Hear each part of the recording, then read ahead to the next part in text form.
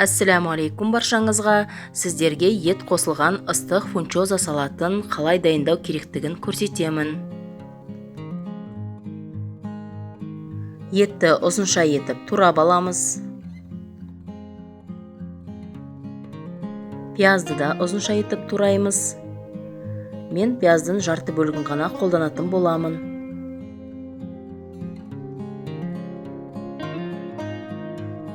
Енді қызып тұрған табадағы майымызға пиязды салып, қуырып аламыз.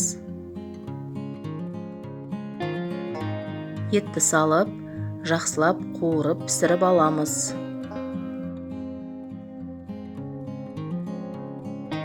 Тұз бен бұрышты дәміне қарай қосасыздар.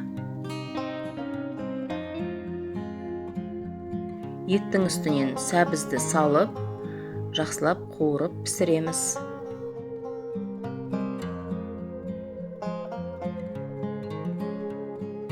Тәтті бұрыштың осы сары түрін қолданатын боламын, ал сіздер қалауларыңызша басқа түстерінде қолдансаңыздар болады.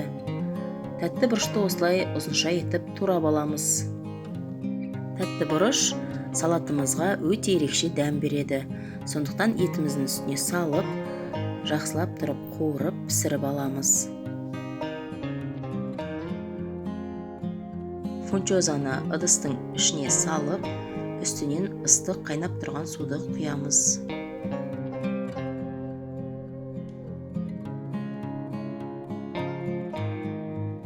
Қақпағын жауып, 15-20 минутқа қойып қоямыз.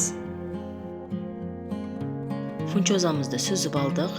Енді бетіне фунчозаға арналған соусты құйып, жақсылап араластырып аламыз. Қуырылып піскен еттің үстіне фунчозаны салып, барлығын жақсылап біріктіріп араластырып шығамыз.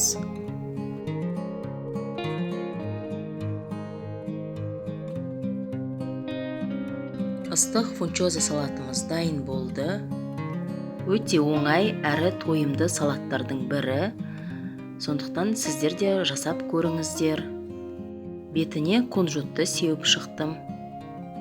Қымбатты менің көрермендерім, сіздерге менің ұсынған рецептім ұнаған болса, лайк басып, комментарий жазуды ұмытпаңыздар. Және де достарыңызбен бөлісуді де ұмытпаңыздар. Видеомды толық қарағандарыңыз үшін Алла разы болсын. Келесі видеода сіздермен кездескенше, ассаламу алейкум.